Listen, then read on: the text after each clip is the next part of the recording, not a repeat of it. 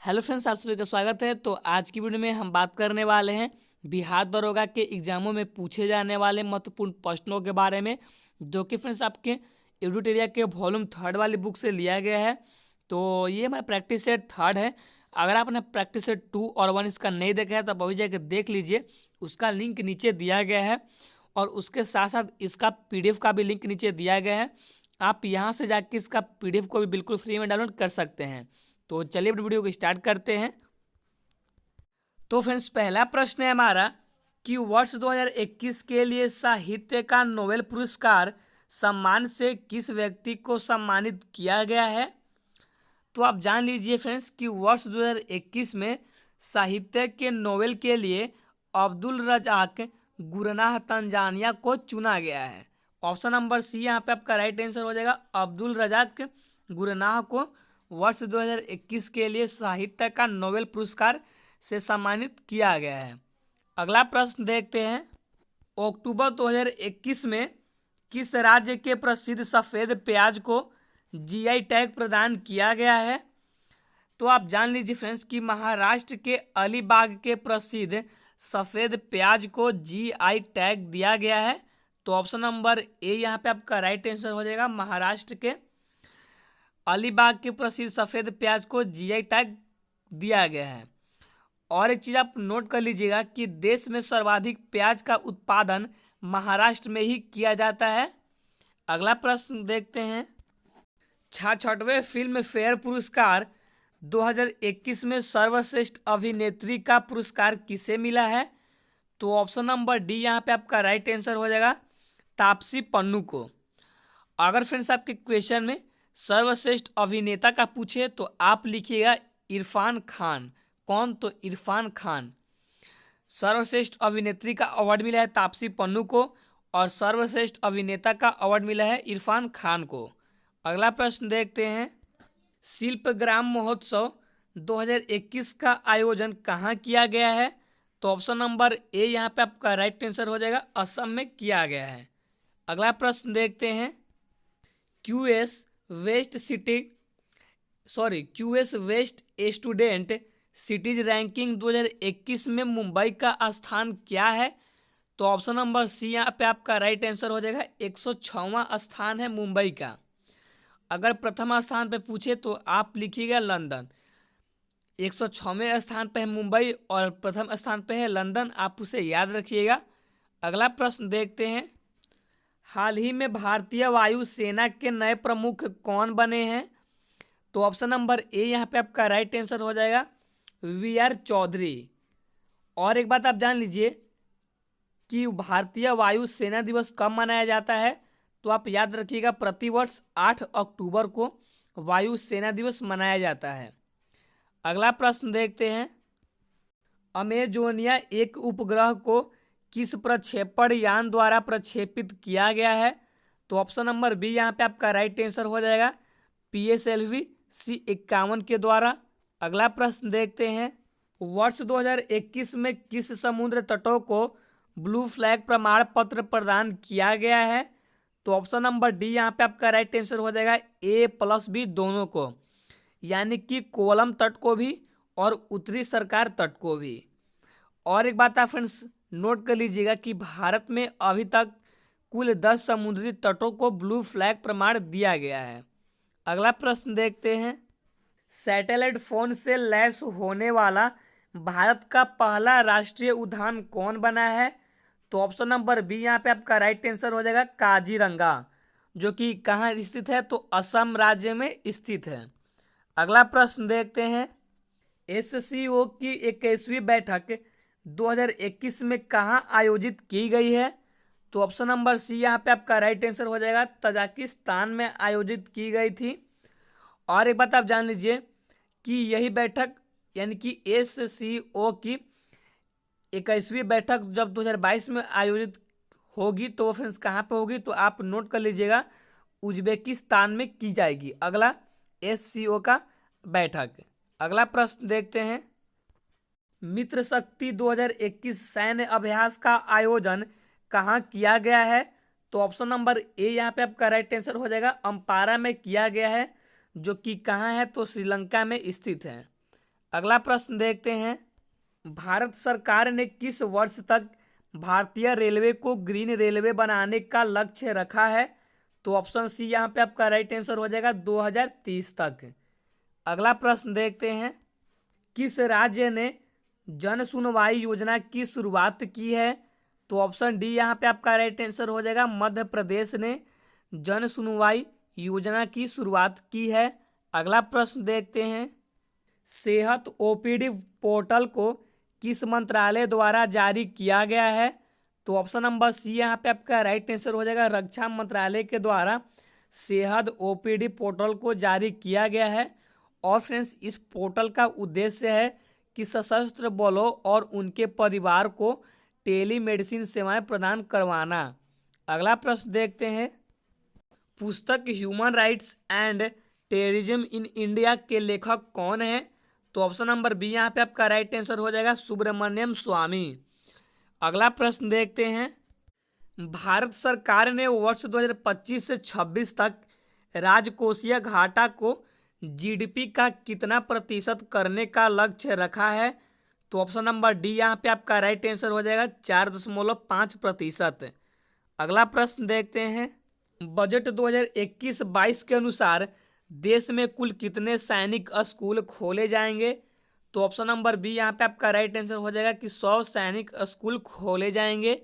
अगला प्रश्न देखते हैं, अप्रैल 2020 से सितंबर 2020 तक भारत में सर्वाधिक एफडीआई किस देश से आया? तो ऑप्शन नंबर ए यहाँ पे आपका राइट आंसर हो जाएगा, सिंगापुर से। जबकि भारत में सबसे ज़्यादा गुजरात राज्य में एफडीआई आया। अगला प्रश्न देखते हैं, टोक्यो पैरा ओलंपिक ने भारत के लिए पहला पदक किसने जीता? तो ऑप्शन सी यहाँ पे आपका राइट आंसर हो जाएगा, भवानी पटेल ने जीता। अगला प्रश्न देखते हैं, टोक्यो पैरा ओलंपिक में स्वर्ण पदक जीतने वाले बैडमिंटन खिलाड़ी प्रमोद भगत का संबंध बिहार के किस जिले से है? तो ऑप्शन नंबर ए यहाँ पे आपका राइट आंसर हो जाएगा, बिहार के वैशाली जिले से है। अगला प्रश्न देखते हैं, किस देश ने भारत से ब्रह्मोस मिसाइल सहित अन्य उपकरण की खरीद हेतु समझौता किया है? तो ऑप्शन नंबर सी यहाँ पे आपका राइट आंसर हो जाएगा, फिलीपींस ने। अगला प्रश्न देखते हैं, किस संस्था द्वारा देश के पहले नैनो यूरिया लिक्विड को लॉन्च किया गया है? तो ऑप्शन नंबर सी यहाँ पे आपका राइट आंसर हो जाएगा, IFFCO द्वारा देश में पहली बार नैनो यूरिया लिक्विड को लॉन्च किया गया है। तो ऑप्शन नंबर सी यहाँ पे आपका राइट आंसर हो जाएगा। अगला प्रश्न देखते हैं, हाल ही में एस्टोनिया की पहली महिला प्रधानमंत्री कौन बनी है? तो ऑप्शन नंबर ए यहाँ पे आपका राइट आंसर हो जाएगा, काजा क्लास। अगला प्रश्न देखते हैं, नवीनतम आंकड़ों के अनुसार भारत का दूसरा सबसे बड़ा तेल आपूर्तिकर्ता देश कौन बना?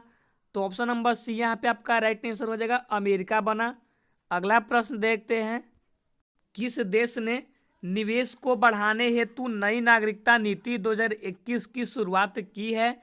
तो ऑप्शन नंबर डी यहाँ पे आपका राइट आंसर हो जाएगा, UAI ने नई नागरिकता नीति 2021 की शुरुआत की है। ऑप्शन नंबर डी यहाँ पे आपका राइट आंसर हो जाएगा। अगला प्रश्न देखते हैं, अगला क्वेश्चन फ्रेंड्स हमारा मैथ का दिया है, तो इसका राइट आंसर हो जाएगा ऑप्शन नंबर बी, 51:58। और अगर आप इसका PDF में सॉल्यूशन भी चाहते हैं तो एक बार ज़रूर हमारे PDF को देखिएगा। नीचे जो PDF मैंने आपको प्रोवाइड कराया है तो उसमें इसका सॉल्यूशन भी दिया गया है, आप वहां से जाके इसे सॉल्व कर लीजिएगा। अगला प्रश्न देखते हैं, अगला प्रश्न भी फ्रेंड्स मैथ का है, तो इसका राइट आंसर हो जाएगा ऑप्शन नंबर बी, 5। और अगला प्रश्न भी फ्रेंड्स मैथ का है, क्वेश्चन नंबर 28 भी आपका मैथ का ही है, तो इसका हो जाएगा ऑप्शन नंबर बी, 30। अगला प्रश्न देखते हैं, और ये भी प्रश्न फ्रेंड्स मैथ का ही दिया गया है, तो इसका आपका राइट आंसर हो जाएगा ऑप्शन नंबर सी, 177। अगला प्रश्न देखते हैं, और क्वेश्चन नंबर 30 भी मैथ का ही दिया गया है, तो इसका राइट आंसर हो जाएगा option number C, angle A, यानी कि कोण ए। और इसका सॉल्यूशन फ्रेंड्स नीचे PDF में दिया गया है, आप वहां से जाके एक बार जरूर चेक कर लीजिएगा। तो चलिए बढ़ते हैं अपने अगले प्रश्न की ओर। निम्नलिखित में से कौन सा राज्य पड़ोसी देश भूटान के साथ सीमा साझा नहीं करता है? तो ऑप्शन ए में कह रहे असम, तो ये फ्रेंड्स करता है। ऑप्शन बी में कह रहे पश्चिम बंगाल, तो ये भी करता है। ऑप्शन सी में अरुणाचल प्रदेश, तो ये भी करता है। तो यहाँ पे ऑप्शन नंबर डी आपका राइट आंसर हो जाएगा, उपरयुक्त में से कोई नहीं। तो फ्रेंड्स आप जान लीजिए कि पड़ोसी देश भूटान के साथ 4 भारतीय राज्य सीमा साझा करते हैं। और कौन कौन है तो आप याद रखिएगा, पहला में है सिक्किम, दूसरा में है असम, फिर है पश्चिम बंगाल और लास्ट में है अरुणाचल प्रदेश। अगला प्रश्न देखते हैं, अरवाली पहाड़ी के पश्चिम छोर से निम्न में से कौन सी नदी निकलती है? तो ऑप्शन डी आपका राइट आंसर हो जाएगा, ए प्लस बी दोनों, यानी कि माही नदी भी और बनास नदी भी, दोनों नदियां अरवाली पहाड़ी के पश्चिमी छोर से निकलती है। अगला प्रश्न देखते हैं, हिमालय का प्रादेशिक विभाजन 4 विभाग में की गई है, जिसमें नेपाल हिमालय की लंबाई लगभग कितनी है? तो ऑप्शन नंबर ए यहाँ पे आपका राइट आंसर हो जाएगा 800 किमी। अगला प्रश्न देखते हैं, सैंडल पीक की अवस्थिति है? तो ऑप्शन नंबर बी यहाँ पे आपका राइट आंसर हो जाएगा, उत्तरी अंडमान में। और एक बात आप जान लीजिए कि इसकी कुल लंबाई कितनी है? तो लगभग 740 मीटर। अगला प्रश्न देखते हैं, दिए गए विकल्पों में से कौन कृष्णा की सहायक नदी नहीं है? तो ए में दिया है अमरावती, तो ये है। बी में दिया है पंचगंगा, तो ये भी है। और सी में है मूसी, तो ये भी है। ऑप्शन डी में दिया है पेनगंगा, तो ये फ्रेंड्स कृष्णा की सहायक नदी नहीं है। तो ऑप्शन डी यहाँ पे आपका राइट आंसर हो जाएगा। अगला प्रश्न देखते हैं, विश्व में तंबाकू का सबसे बड़ा उत्पादक देश कौन सा है? तो ऑप्शन नंबर सी यहाँ पे आपका राइट आंसर हो जाएगा, चीन। चीन जो है फ्रेंड्स तो विश्व में तंबाकू का सबसे बड़ा उत्पादक वाला देश है। अगला प्रश्न देखते हैं, भारत के किस क्षेत्र में अत्यधिक असंचित खेती की जाती है? तो ऑप्शन सी आपका राइट आंसर हो जाएगा, दक्कन का पठार में। अगला प्रश्न है हमारा कि लोनार झील कहाँ स्थित है? तो ऑप्शन नंबर डी यहाँ पे आपका राइट आंसर हो जाएगा, महाराष्ट्र में स्थित है।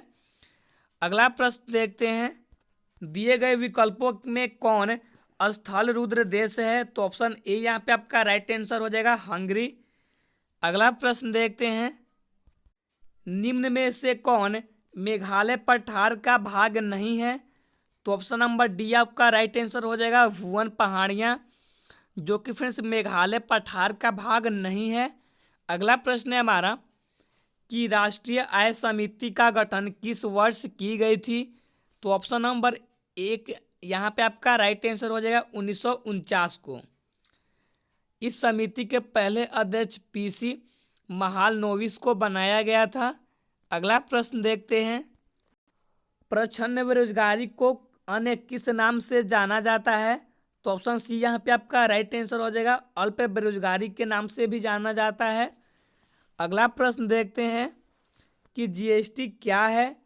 तो ऑप्शन नंबर ए यहाँ पे आपका राइट आंसर हो जाएगा, अप्रत्यक्ष कर, जो कि पहली बार 1 जुलाई 2017 में लागू किया गया था।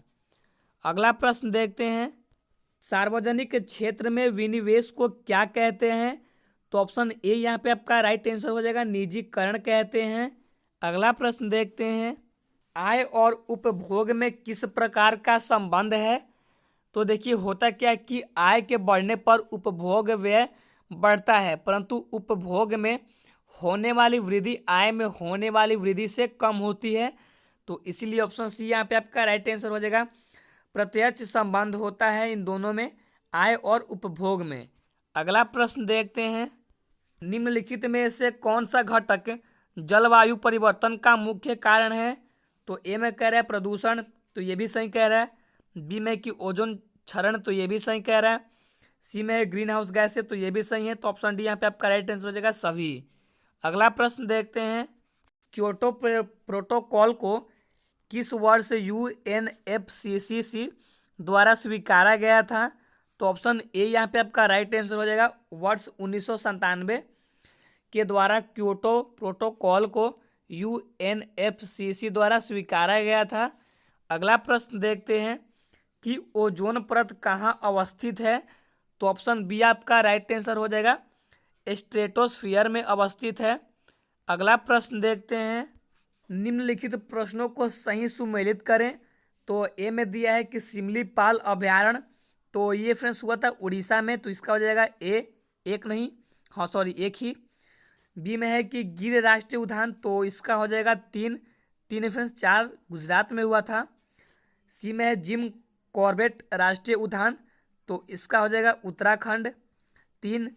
और डी में है सरिस्का अभयारण्य, तो इसका हो जाएगा दो, उत्तर प्रदेश में हुआ था। यहाँ से ऑप्शन नंबर सी आपका राइट आंसर बन जाएगा कि ए का एक, बी का चार, सी का तीन और डी का दो। अगला प्रश्न देखते हैं, वन रिपोर्ट 2019 के अनुसार किस राज्य में वनों का प्रतिशत सर्वाधिक है? तो ऑप्शन नंबर जो है डी यहाँ पे आपका राइट आंसर हो जाएगा मिजोरम का। मिजोरम राज्य का वनों का प्रतिशत सर्वाधिक है, और कितना है तो 85.41%। कितना तो 85.41%। तो फ्रेंड्स यहीं पर हमारी वीडियो खत्म होती है, तो मिलते हैं नेक्स्ट वीडियो में। अगर हमारी वीडियो आपको थोड़ी सी भी अच्छी लगी हो तो आप हमारी वीडियो को लाइक कर दीजिएगा, चैनल पर नए हैं तो चैनल को सब्सक्राइब कर दीजिएगा। तो मिलते हैं अगले प्रैक्टिस सेट में, और अगला प्रैक्टिस सेट होगा हमारा इसके आगे के क्वेश्चन को, यानी कि उसमें हम 51 से लेके 100 तक के क्वेश्चन को करेंगे। So thank you.